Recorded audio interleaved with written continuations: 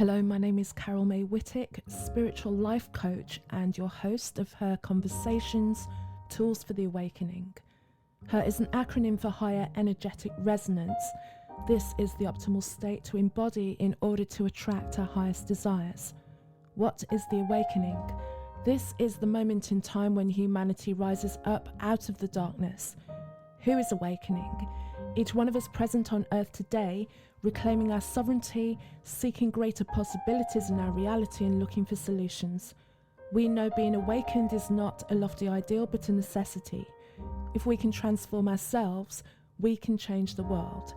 Guests on Her Conversations will speak to your spirituality, sensuality and soul. Listen to their stories and hear how they are in service to the world. Let their words and these conversations embolden and inspire you. I'm excited to share with you my newest offering, Higher Energetic Resonance Spiritual Life Coaching.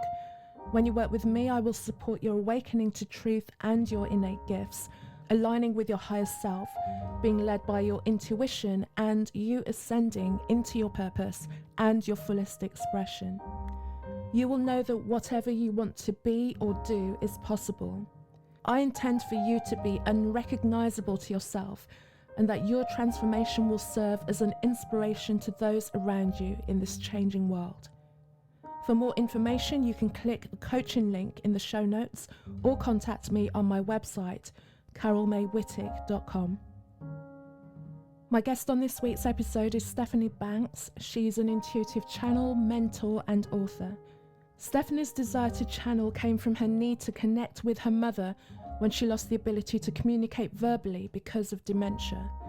During our conversation, Stephanie shares how the ability to channel is something that is present for all of us to cultivate if we choose, the feedback she gets from her clients after their sessions, and the message Spirit wants us to know at this pivotal time.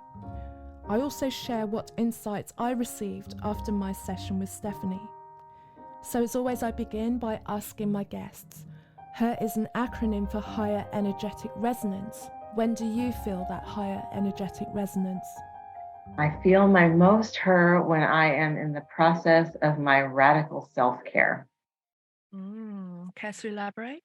Yes. I find the most nourishment and peace and connectedness in nature when I am even just simply in my backyard garden and I'm observing the butterflies and the dragonflies and the bees and the worms and the creatures that all day long are doing their natural rhythms and life. And I don't give them a single thought until I'm out there with them, noticing the intricacy and interwovenness and interconnectedness of life.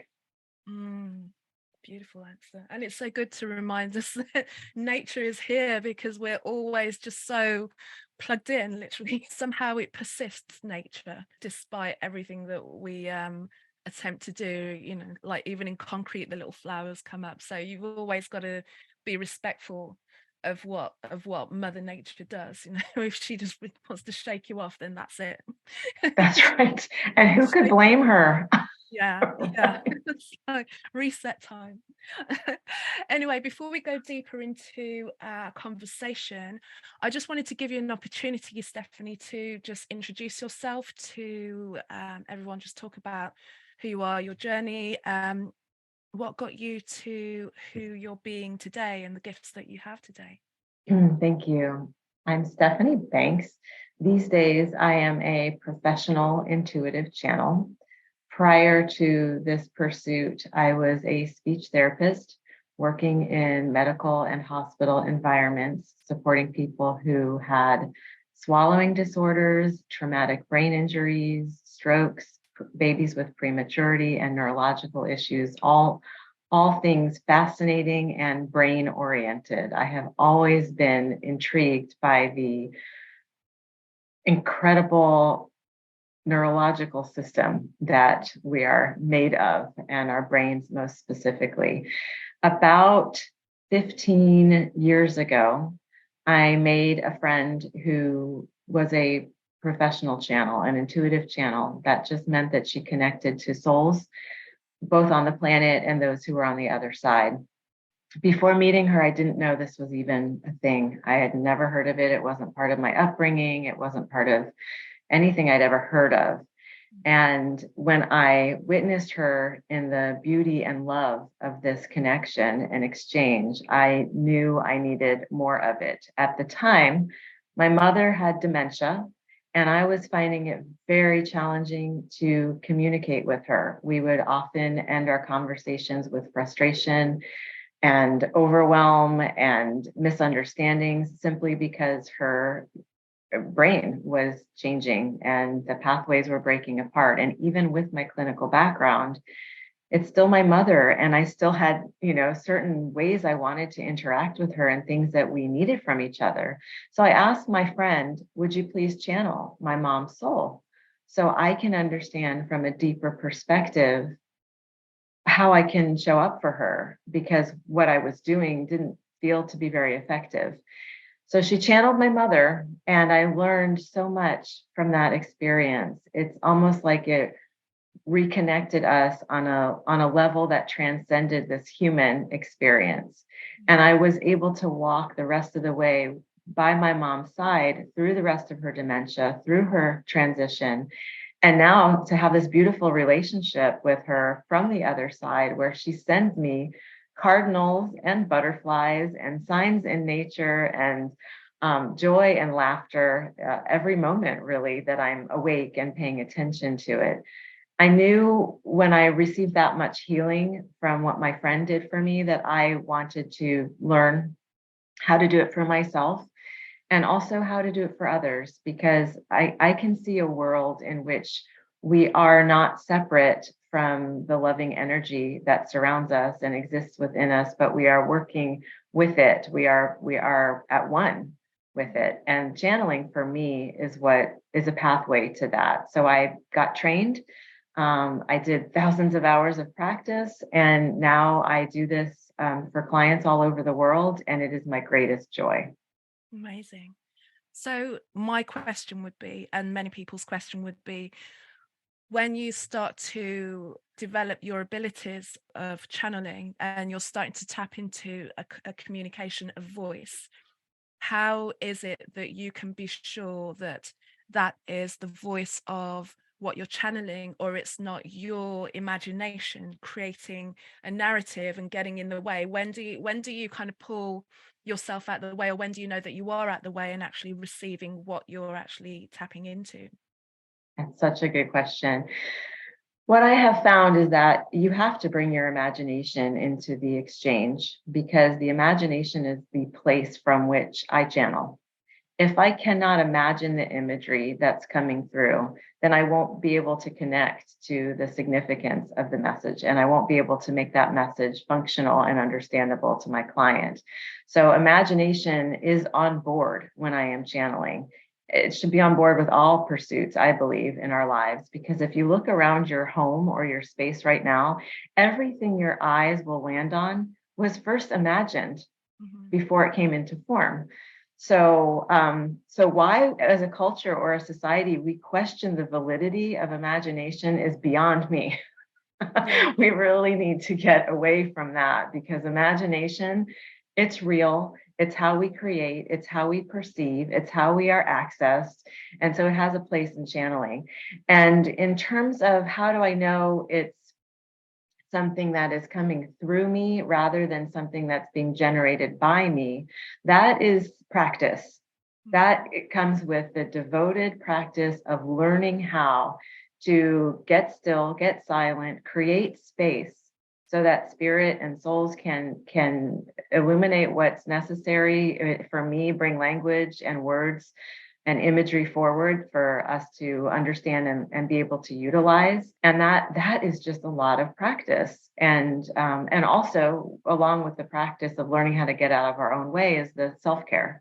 If my self-care is poor, then my clarity suffers. And I find that I am more tired, more cranky, things aren't as clear. I will need to reschedule sessions sometimes if there's something going on in my life that is detracting from my availability to be in the joyful space. Channeling for me is pure joy. So if I'm not feeling that, then I need to check into that and replenish the stores of that.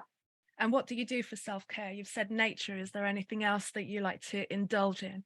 Yeah, the list is a mile long, and they don't all feel totally indulgent because some of them involve exercise and running or something that moves energy through the body. That's a necessity for me, and I would guess many others. Our bodies are such wise vessels, and they also absorb things. So we need to be in the release of whatever we're absorbing that's not ours. So exercise and movement, sometimes it's yoga, sometimes it's weight training, sometimes it's running or walking. I also love dark chocolate. I'm not going to lie, that's at the top of my list. It's What my percentage? What percentage do you go for? oh boy, I can tolerate a pretty high percentage, 90, 80% or so. Yeah, not maybe higher. 90 might be pushing it unless there's enough sweetener added that I that my tongue doesn't rebel against it. Because I've kind of fallen out of the habit, but I used to have a really dark chocolate habit that was like, if it was like, 90s and up, so it's like practically just cocoa, and then I became a little bit of a chocolate snob. Having said that, at the moment I've kind of slipped into my sugar consumption is probably higher than I prefer at the moment. But with you saying things like moving energy and walking, I like a lot. I'm back doing a lot like a weight training as well. And what I find is that, especially if I have an idea or there's something I really want to think about and mull over, if I then go for a really long walk and kind of pound it through, it kind of just finds itself into my body. So I hear you when you say that about moving energy and kind of getting, I don't know, it for me it just kind of grounds an idea into me by that movement. Exactly. And we can all find, on a different day, it's going to be a different regimen for me.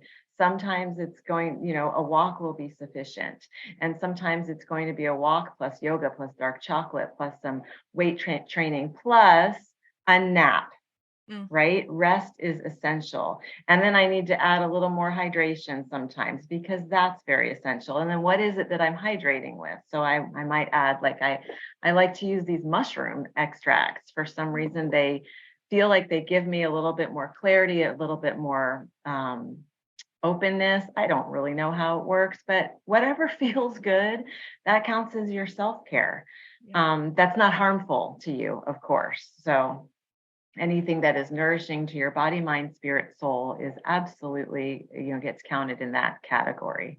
And what I wanted to ask you is about communication with higher self, because like you graced me with a reading like a couple of weeks ago. What happened like after that and what I took the information from that was really transformative for me as well, maybe a way more activating and deeper level than I expected, because I've had people do akashic readings for me and psychic readings, and there's been information there, and it's not that I'm blocked, because I don't, if someone's going to do a reading on me, I'm going to allow myself to be open, because I know some people they'll close down, like if you're talented you will wheedle your way through.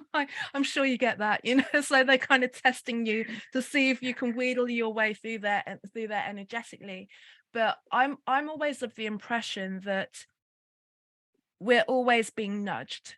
We're always getting we call it gut feeling and heart feeling, so we always on some level know, and yet there is very few people follow through on those nudges, or they just kind of like keep it till the end until, if it's really important, then spirit will literally throw a bomb in there for them and like kind of blast them out of the situation and make it impossible for them to stay in whatever situation. And with you mentioning things like self-care that's opening you up, do you feel that there's maybe, because there's such poor self-care on a general level with people, that's kind of limiting their ability to be open, because they don't take care of themselves, because also they have this idea that we're in such a do society as opposed to be, and taking a nap during the course of the day is seen as like the most lazy thing.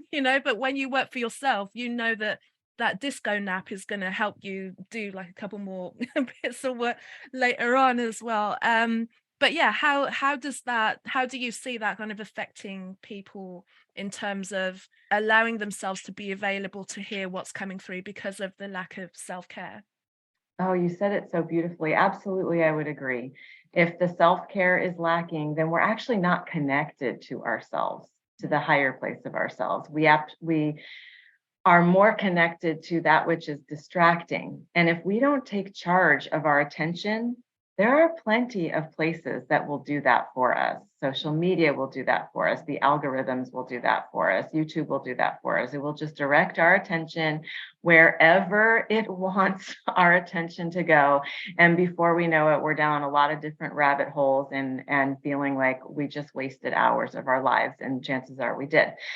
So it's really crucial that that we have agency over our attention, where we direct it, and that we set aside always ourselves as a priority to direct that attention inward. What needs to be witnessed, what needs to be healed, what needs to be loved, accepted, allowed, um, or moved aside, released. So that all counts as self-care too. Anything you do in service to your growth, to your learning, to your expansion, to your self-love, to your self-compassion is self-care. So it's absolutely essential, and that is why a lot of us are disconnected from one another for sure, but also from our essence, Mm. from our true selves. And it's also true that this is a really intense time for humanity on the planet. Our behaviors and our patterns have caught up with us, Right. and the earth is suffering deeply. Mm. And because we are not separate from the earth, we are suffering. We are inflicting suffering on ourselves, on each other, on entire cultures, lands, plants, animals, beings, everything. Mm. So this too is this place of separation will make it much harder for us to tune in, to tap into the divine loving energy that is here for us because we are accustomed to this high suffering. I'm going to stay on the technological thing because something kind of crossed my path over the last week or so. And I don't know if you've heard of this, because there's a lot of move forward with AI and technology and things like that that are, and as a creative person, I know what creativity means to me in that connection. And then if you kind of move away from allowing that connection with source to actually feed you information, and then you just look towards technology, I don't think people realize that the convenience of that is potentially cutting them off from their source, their bigger source.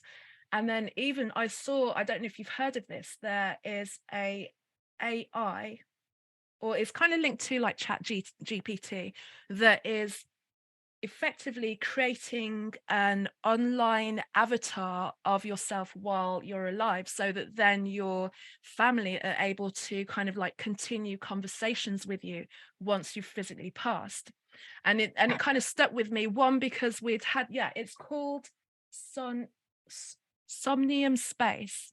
And I had to write it down because there's no way that was going to stay in my mind. And the inventor of it is called Artur Saichov, and his thing is called Live Forever. So it's this whole idea of creating this online avatar, which I think, for if we're on social media, we're already adding to anyway, because we're already leaving digital footprints of ourselves, because we get these memories and we get reminded of something that we did years ago, and sometimes it's a painful reminder of the ridiculousness that I used to post online. But and there was also a film that it kind of like linked in, because I remember this film it starred Robin Williams, and he played a guy who they called a cutter, and the film was called The Final Cut, where people were implanted with some sort of chip or some sort of recorder, that then his job was to, at the end of their life, kind of create an edit for their family that they could watch. So it's like, the film comes out, the fiction comes out, and then the reality or the technology comes in. And again, it's that if people are looking to technology to take over what is naturally available to them, it's, I can see that there's almost this kind of splitting away. or this ignoring, because I don't believe we can properly split away. I don't know if that is ever possible, to be in this kind of the metaverse ultimately. But there, yeah, that's kind of where a lot of technology is creating itself to go. And if people are at this point really not connected to that awareness already, it will just be, quite easy to kind of go that way and think that you're talking to something. And AI and technology is so realistic at the moment that it's getting harder and harder to know what you're looking at unless you know what you're looking at. Yeah, you just blew my mind. Mm. I had no idea. I mean, Yeah. I guess if I think about it, because there are so many different arenas that artificial intelligence is permeating right now, it makes sense. Mm. I'm just sort of surprised. I suppose the benefit could be that those who are able to make the distinction between what is created by artificial intelligence and what is human and soul can have that comfort, right? Of maybe not communication as it were, but that connection perhaps to their beloved once they're no longer in body. Mm. However, that you're right, that can be very confusing. And for those who are not clear on the difference, that certainly they could feel like the boundaries can just become very blurred. I would prefer to see everybody. This is why I teach channeling. I want to see everybody just learn to channel. Just do that. Just Yeah. learn to connect, because it's not as hard as you think it is. It's really just learning. 80% of it is learning to get out of your own way. Mm. And then spirit's there. We're never alone. We have so many loving beings around us. So if you can learn to channel, then you won't need to rely on something outside that's reproducing something Mm. that's not real, or that's just kind of recycling a pattern of somebody's speech or way of thinking or way of communicating. So Mm. that would be my solution. Learn to channel now. Yeah, absolutely. Quick before it looks like it's so enticing that you kind of get led down the path. I remember reading going, no way. But I suppose like if you're an entrepreneur, you're looking for avenues of, where you can use the next level of technology. Like how many years ago we thought the internet was this wild, amazing thing.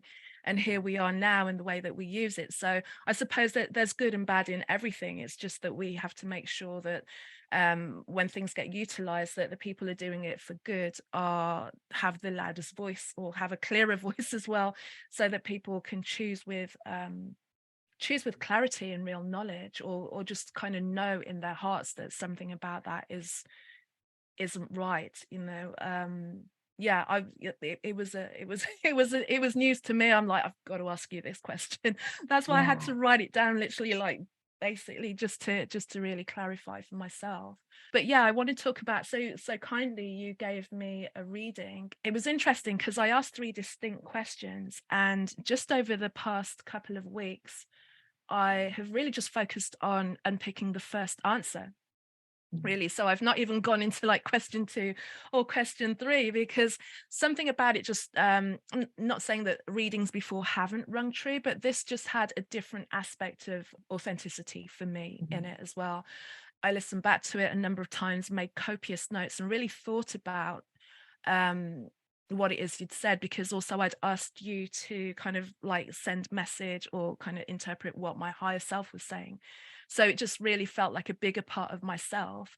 Mhm. And what I will say, because mainly the question that I was asking, the first question was very much about where I want to move into, in terms of I want to build like more coaching aspects and more healing and guiding as well, which has been something that's swirling around around the back of my head for a number of years. And since then, it really just kind of got everything moving. In the past couple of weeks, I've got to work in a way that sometimes I can be super industrious and then I need to rest.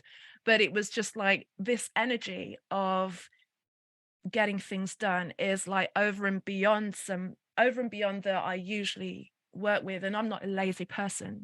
So it was not like I was like, oh my god, it was just me having more energy to go, more ideas, more enthusiasm, which sounds like I lack all these things, but there was something else that was just kind of enmeshed in all of the things that I wanted to do. It gave me an extra layer of confidence. how do you, what kind of feedback do you normally get from people when they have readings? What kind of difference does it make to them? Is that a similar to what you hear a lot from your clients? Yes, and it makes me so excited because, first of all, I take no credit, none, for any of this. And I'd love to. My ego is totally right there at the edge saying, yeah, yeah, we did it. No, no, we didn't.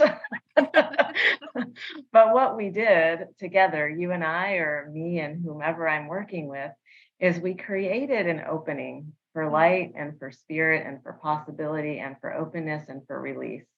And just simply in engaging in the curiosity, in the energy of curiosity to ask certain questions and seek certain uh, inspired communication, because that's what the channeling is.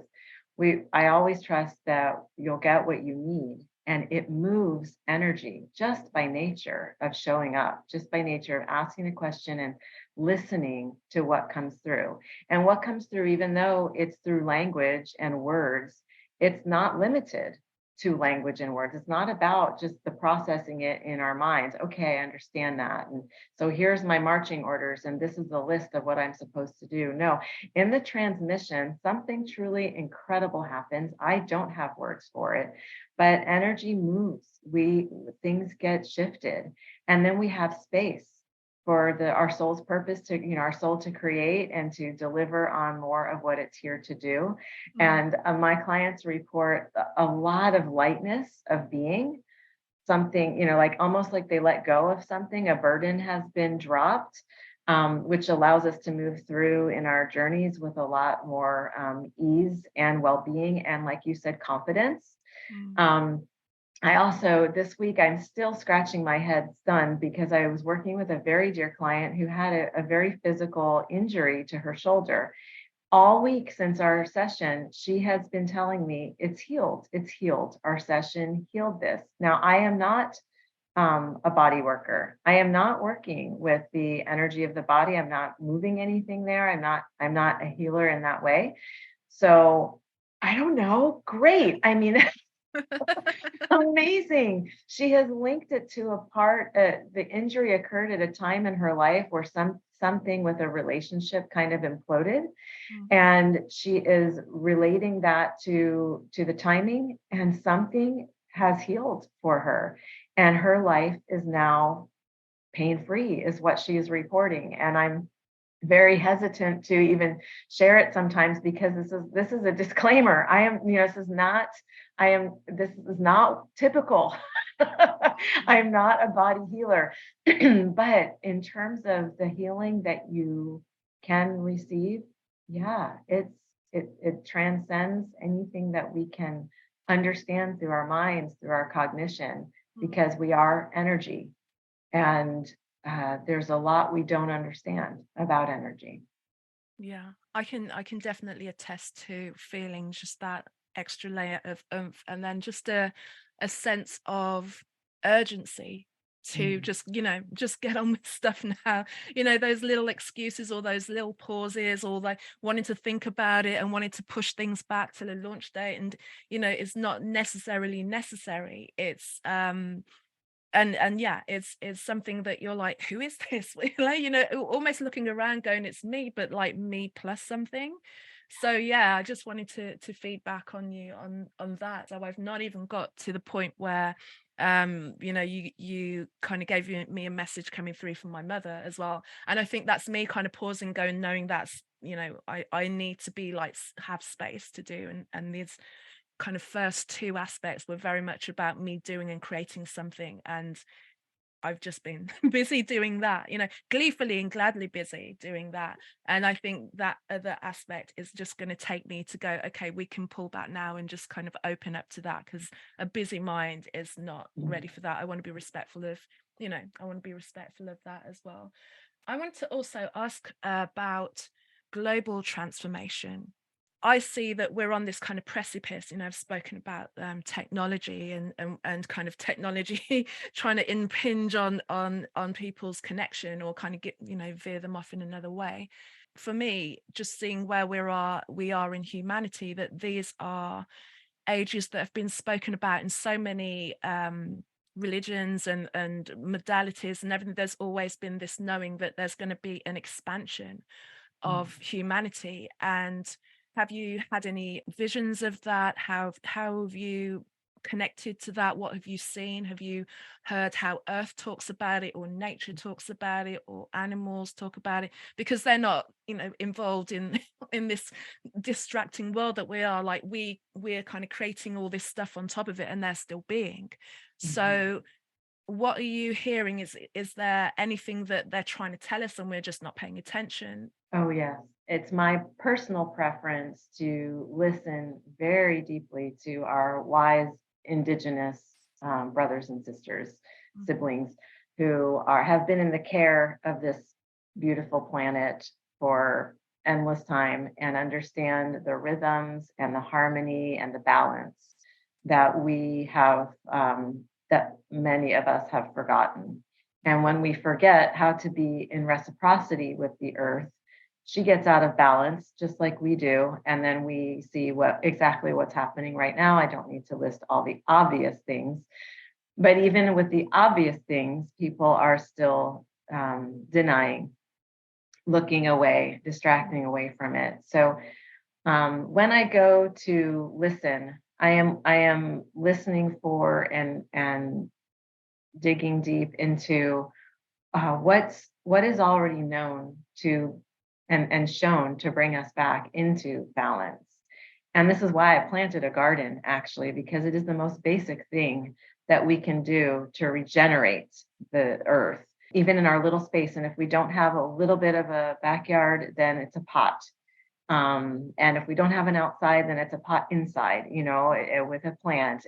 It's just, this is how we come back to balance and to the interconnectedness of life.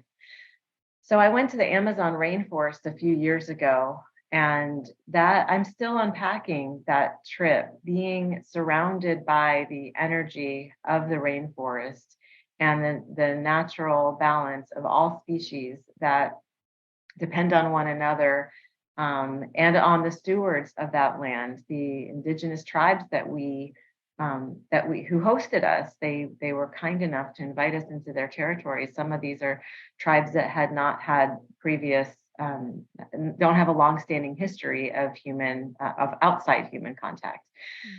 So that was very life-changing, and I somehow, it shifted a lot within me, where that is when I hold a vision for what's possible for humanity. It is a vision of returning to that place where we remember every day, every moment, that we are dependent on this beautiful, generous, glorious planet for everything. The clothes on our back come from the earth, the food comes from the earth, the air, water, everything. And so there's prayers and gratitude and grace for all of it. It's a constant living into, within my experience of being around those tribes, of giving gratitude and appreciation for the rhythms and for the nourishment that our planet provides for us. And that in itself can be a religion of sorts. It would be my religion of choice, actually, because it doesn't exclude anything or anyone. Everybody, all life gets included in that practice of appreciation, gratitude, reciprocity, and equal exchange. So I find that to be essential right now. It is part of the great new earth that I envision. I try to bring it into my practices. If I go out to my garden and I want to harvest some lettuce, I'm guilty of going out and just snipping some lettuce. And then I remember that the people who were kind enough to educate us in the rainforest, they give thanks to the plant first. They ask permission. May we harvest? Is it time? Is it okay? You listen. For the response, you'll get a response. And so I'm trying to bring that back into practice. It's these moments of pause that allow for our true nature to come forward, that allow for our true interconnection to life and the generosity of life to seep in. And if we are all even just a little bit more directing energy into that, being present to that, then we're getting closer to the new earth, which is one in balance and harmony to support all life. To speak to that a little bit more, just seeing the way that things are, and I don't spend that much time there, but wanting to create that, what you've just said, wanting that to be the future that we have for ourselves and for everyone that follows, every child, every being that follows. What is it that we can do in this moment? Because especially those of us that hold that vision seem at this point to be in a minority, with people who are dealing with real life and real heavy challenges and concerns, and especially because they're being fed so much doom and gloom, and money's running out and this is running out and all the things are going to hell in a handbag. What is it that we can do, those of us who want to see that happen? How do we infuse that into, I know you can never change somebody's mind, but what is it that we can create, or what is it that we can transmit to kind of spark it in the people that are so deeply at the moment caught in, if you were to say that to them, would think that you're just speaking like out of the top of your head, and that will never happen because, look at the news and look at the world and look at my life. That is just a fairy tale. And yet there are lots of us who have a dream of, you could say, utopia. Why not? And yet there seems a majority that just have no belief that that can ever happen. So it does seem that there's a majority that doesn't believe. My sense, however, is that we are just not seeing all who are similar of mind and heart and spirit as us. Mm-hmm. And that has to do with the obvious of what we see. Much of what we see is being chosen for us, even the coverage of the news. It's very difficult, near impossible, to find a balanced delivery of news stories. And so we really have to look for that, try to find that, because it is despair is being evoked constantly within all of us. And this isn't to say that there's not some deep suffering that is happening. Of course there is. There's wars, there's famine, there's refugee crises, there's the climate crisis, everything, every reason for us to be activated here. And we always have a choice to be activated from the place of fear, which has a lot less power, or to be activated from the place of love, which has a lot more power. We just have, in many cultures, the opposite has been taught to us. If we respond from fear, then that's an appropriate response, and that's a position of power. And so everybody takes up arms, quite literally.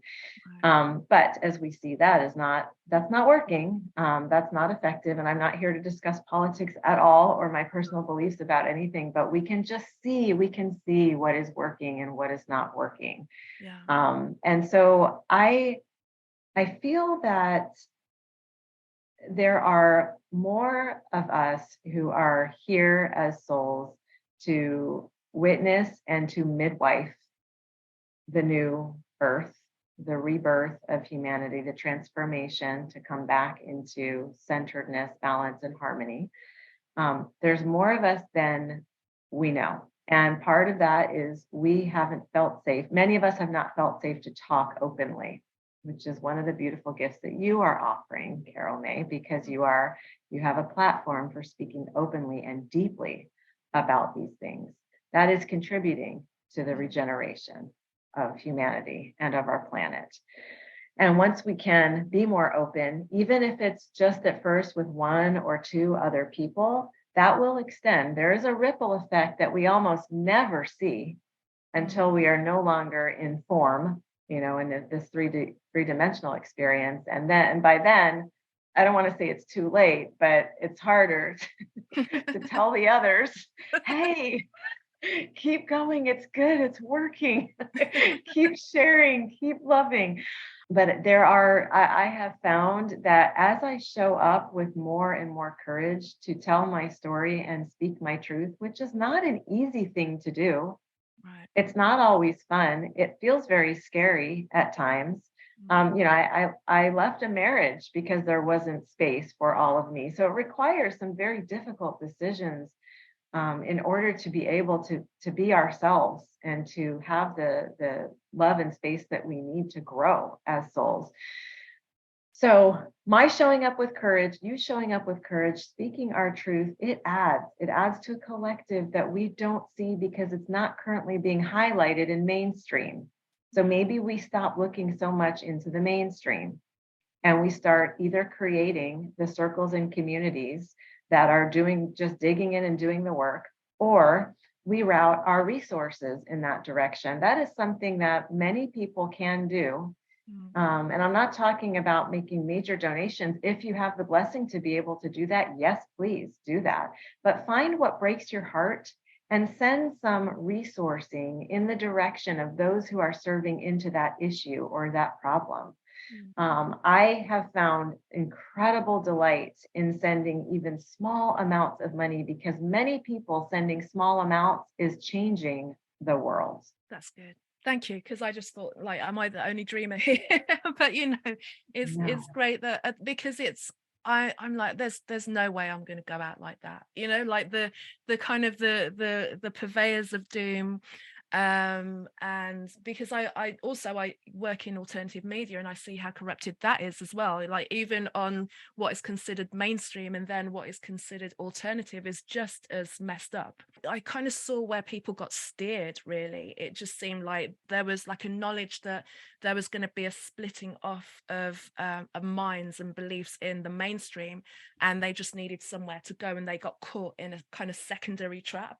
So they didn't kind of go too far out. And now over time, I think even within the alternative sphere, that's kind of given an alternative view sometimes of what is being pumped on mainstream, and it may or may not be true, may just be kind of like a nice alternative that is just kind of entertaining people as opposed to informing them. I'm finding that a lot of people within that are either kind of like playing in hard or are pulling back and going, even that's not the thing. And they're kind of, if there are people who are not giving you solutions or guidance to what you can do, as opposed to just telling you about how wrong that is and how big, and kind of pointing the fingers across the way. And it's really the opportunity and the time for us to trust more in ourselves. And going back to that reading that you gave was just kind of solidifying things that I've been dancing around of for a long time. And because there were voices in my head that weren't mine, voices in my head of people that I'd physically broken away from, but still there was that little bit of like, well, what if they see and what if they do and what if this thing. And I was just like, at what point do I stop this kind of phantom noise going on?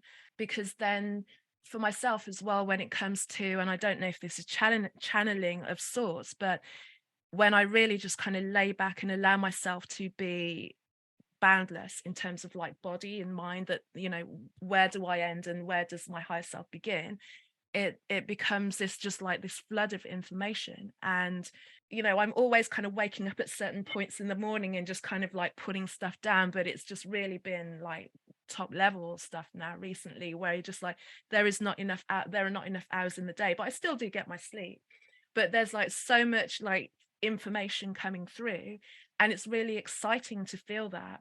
And then now it's like, well, how do we communicate to others that this is not something special? Like, I'm no more Mhm. or less human than you. I've just decided that I'm just going to go with it and see, what have I got to lose at this point? If the opposite is like total annihilation for humanity, then that's the only way to go, right? And really just give it a try and see what happens. And I can truly attest, like, the more you just go like, F it, let's just go. Let's just like listen to everything that I'm being told and let me try it. And miracles, I would say, have happened, like a shift in, you can call it mindset, but it feels like even more than mindset, because it's not mind. And just like information that like directed to books to read. One that I'm reading at the moment is a Neville Goddard one, Out of This World, which is a really like one of his maybe more obscure ones, which is very, very much talking about fourth dimension, which I never realized that he ever spoke that way, because I knew he referenced the Bible a lot. But he's talking about, if you want to see yourself doing something, what you're doing is, if you can, like you say, of imagination, if you can go into that realm and see yourself doing it, it exists already. So you just have to get yourself into that energetic and flow state and live from that point, and then it just comes through. And I think we forget that we are exuding and creating in every moment, and we kind of give people these, like, they're a creative person and I'm just, not. Yeah. Oh, you said so much rich stuff in there. Um, humans are creatures of habit and repetition, Mhm. and we create our own habits. And a habit is just something that you practice over and over, kind of like a belief is just a thought that you think over and over. So you presume it to be absolute truth for you, and therefore you claim it as your belief. But if you start thinking a different thought, even in direct opposition to what you previously believed, you can have, lo and behold, a new belief. And so we are truly limitless with this. But creating new habits is work as well. Like, it requires a level of dedication, awareness, and devotion. So you were speaking of the phantom noise that comes from maybe old relationships or old patterns or things that we were taught as children that maybe never rang true, but we held them because that's what we needed to do, because we were dependent on others. So it's easier to adapt to and even adopt their belief system in order to get our needs met. And that's what's necessary. And then our job as adults, I believe, is to sort of unravel a lot of that, re-examine it. We don't have to reject, but re-examining is really important, because then we can feel, our bodies will tell us what is true, what rings true, what feels right, what do we want to keep, and what can we bless back to that person or origin or family that for whom it may or may not be working, but it's really not our business, because if it's not working for us, that's all we really need to know. And then when we do that, we're living in a different energetic. And then others who have similar resonance or similar frequency, or are just curious about what we're up to. And it doesn't have to be professionally at all. People are just drawn to certain types of energy. They don't have the words to say, oh, I like that person because of such and such. It's just a draw. And then before we know it, we have community, or we can create community, or we are a model or leader of sorts, that we weren't even trying to be. And that up levels us yet again, because when we know that others are benefiting from the way we're living, or the things that we're saying, we want to do that more. It's just a natural place that we want to generously offer. Humans are a generous species. We want to see well-being for others. That is our natural state. You have to go through a massive unlearning and reteaching to think opposite. And that has happened, certainly, to great many groups and et cetera. But we can also unravel from that and re-examine that and reclaim for ourselves what is in the highest service. That's always the question. Before I do a channeling session, I ask, may I please be a clear, high vibrational vessel for that which will be in the highest service to this person, to their family, to their community, to the beings that surround them.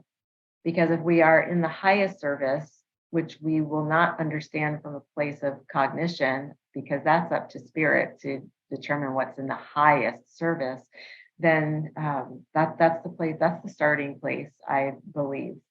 So I love everything that you just said. And our people, they're here already with us. Many of them, I believe, we have agreed as souls prior to taking birth in this lifetime. Hey, will you come into this really sticky lifetime with me, and we'll play this out, and it's going to be rough. Remember, there's going to be all this stuff and this mask that we wear, and these smoke and mirrors, and this trickery, and we're going to doubt ourselves. But will you play this role so I can open up to that and realize this part of myself? And yeah, I'll do that for you. And will you do this for me? And it's intricate, and it's cool, and it's amazing. And there's so much more than what we see with our five sensory experience. Thank goodness for that. Yeah, it's a journey. It is for sure, isn't it?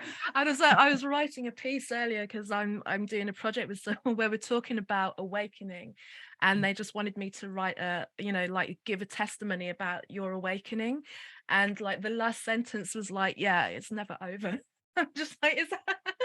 And I'm like, well, like, is that a positive end? I'm like, but it's a truthful end, and like, I don't have a the fact that it's never over, it means that there's always those little bits that you're like, oh, I could have done that better. But you go round, it's like you go round in circles, like you kind of pass the same stop again and again and again.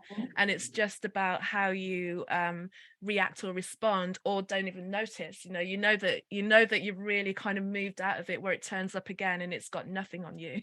you know Yeah. Yeah. we all know that one as well. But yeah, when I wrote it and I just put like the last sentence because I just wanted to end it with some punch, and I'm like, yeah, and well, it never ends. I'm like, I don't know if someone who's coming to this, it's for people who are just kind of starting out and are feeling that they've had an awakening to the world and kind of the deceptions and the lies of the world, and fair enough, you've had that awakening and things are not what you seem. So what do you do with all of that? Because instead of running around trying to wake people up, which is a complete Right. waste of energy.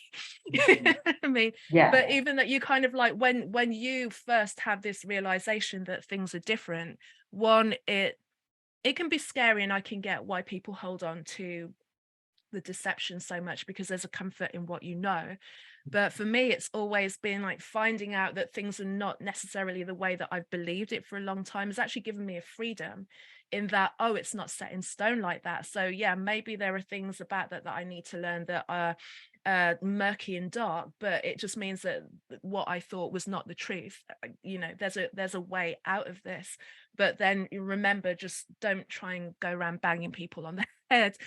Just kind of Right. move forward and go deeper into your own self and open the world up, so that as and when and if and should they decide that in this lifetime that's the journey that they want to take, then they can, like, find out what you're doing, where you've gone after that, so that you can have like you say, that kind of impact, and feel that you're doing something, as opposed to frustratingly trying to like impose your views and your awarenesses on them, because no one appreciates that, really. Yeah. Well, no one appreciates that, full stop. It's never really. For somebody who is really interested in kind of discovering what they've got in, what they can do in terms of like, how can I test out this channeling piece? How can I kind of like, in before I go to like a school, or step out, what are the practices, what can I do in my own space, in my own time, to just start to peak that awareness and start to kind of open up and see that there is more to the five senses, and I do have a connection with higher aspects of myself, and then also higher aspects of nature and Gaia and the universe, and however infinitely wide it is. Yeah. That's a great question. I always recommend people get out in nature more. That's sort of the foundational piece. If we're disconnected from our own nature, Mm. then true nature, the life that exists outside of our walls, will bring us back into connection. So let that be a primary practice, even just for a few moments, several times a day. Just get outside of the concrete of the walls of your home. Mm. I find that for many people, for many of my clients, the process of writing is very helpful. I consider writing to be another form of channeling. Channeling is just connecting to divine energy and wisdom. That's not just outside us, that's what we are made of. So if you can get to a place of open-mindedness and open-heartedness and get to an energy of curiosity, you can channel through writing. Sometimes it's called automatic writing. Sometimes you can write a question that you are grappling with onto the paper, and then do something to prepare yourself, release some energy. You can just shake your body, just to shake some things from the day off, or go for a walk, or light a candle, or burn some sage, whatever will set a tone for a more sacred exchange. And then just let your hand and your pen be guided to write a response to the question, or just moving out whatever needs to be. It doesn't even have to be in words. You might find yourself doodling. You might find a piece of art at the end of this. The key is, don't play the editor. You're going to use, if you are starting to edit and question, that's your left hemisphere. That's not what we're engaging when we are in intuition. We want the right hemisphere. So just allow for the flow and the practice. And then the third thing that I find to be absolutely essential is meditation. But meditation doesn't have to be where you sit in Om for an hour and have no thoughts. I've never achieved that. So you have to live in a cave in the Himalayas and yes. just before you get to that peace. No. Yes. I always say that successful meditation is getting even just a nanosecond of space between your thoughts. There's so much room there for clarity and for spirit to see, look, they're available right now. Here, we're going to give an image. Here, we're going to give a little bit of an inspired nudge. We're going to give something, whatever transmits in that little bitty space between your thoughts. And so that's something to celebrate. And meditation is called a practice because it requires practice.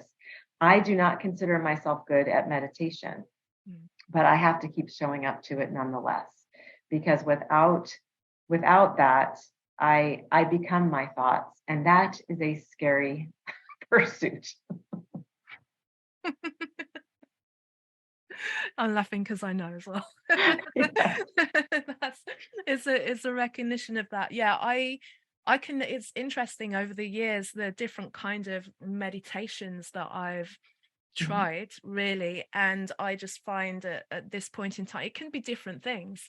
Sometimes it is a moment of just sitting in silence, but of course it's not silent because I live in the world, so there's always some noise somewhere, even if it's far away.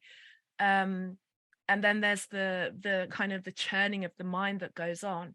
But even just like not making any noise and not moving around and just allowing myself to be still and allowing all the little tensions, like the one is a very simple one of just working my way through the body and just releasing every single muscle. You'd be surprised where you're holding tension, even an eyelid or there's just always like a tiny bit of tension in you that you're never aware of, and in that just letting go of just trying to be like free of anything is it's an exercise in itself. I mean, your mind takes your mind around your body, and sometimes that's a good thing for many people, because I think they're not necessarily in communion with their body, to really understand what their body is telling them, or if they've got thoughts that where they hold, because I realize I do clench even when I don't realize, and then I'm like, hang on a minute, cut.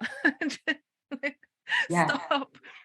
So yeah, meditation could be so many things, or just going for a walk and just you run, so you kind of get into that. I've never been a long distance runner, I was always a sprinter, but a good walk and a good kind of working it through is a meditation. So I think that word kind of intimidates people because they have an idea of what it should look like, and it can be anything where you're with yourself. I think that's it. Yes. And just to be clear, I am not a runner. I just sometimes run for a short bit of time, not fast. I think a 2-year-old could keep up with me. And it's strictly just to release energy that has built up, just to get the heart rate going and my body really moving, and like the impact on the pavement. I count meditation when I go out into my garden. I'm not sitting in like a concerted effort to release my thoughts. I'm just letting my eyes land on the beautiful creatures that are around me. And that is creating space from my thoughts. And it's bringing me back to the truth of our interbeing. And every action that I take is either in service to or against life. It is just true. There's really nothing neutral. It's either for or against. So if we use those two categories, we can really clarify how to be part of the healing that we came here to be part of. Perfect. And before you go, can you just let everybody know where they can reach you if they want to kind of find out more about you and contact you for reading and work with you? Sure. My website is soulinsight.com, SOUL insight.com. And on social media, I am Stephanie Intuitive Channel. Perfect. Well, thank you so much for the conversation that we've had today. I've really appreciated it, and I'm still as well reeling from the reading that you did for me a couple of weeks ago. There's so much information that for me there to unpack that I'll let you know. Definitely. I'm so glad, and I'm so grateful to you. Thank you for creating this opportunity for deeper conversations that have an impact. Thank you, Stephanie, for an amazing conversation. And once again, thank you for gifting me a session with you. It was truly an eye-opening experience. And thank you all for listening. You can contact me on my website, carolmaywhittick.com, CarolMaywhittick.com. I'm on Instagram as Casmic, CAZMICK, my name on Facebook, and the Telegram group is Her Conversations and Inspirations. As I mentioned at the beginning, I am now offering spiritual life coaching sessions, higher energetic resonance spiritual life coaching sessions. And this is an opportunity for you to truly discover who you are on a more expansive level than being solely physical. But if you want to make some drastic changes in your life on the physical plane, this is an opportunity to be guided to that higher energetic resonance of yourself. All the links are in the show notes. So until next week, have a great one. See you soon. Take care.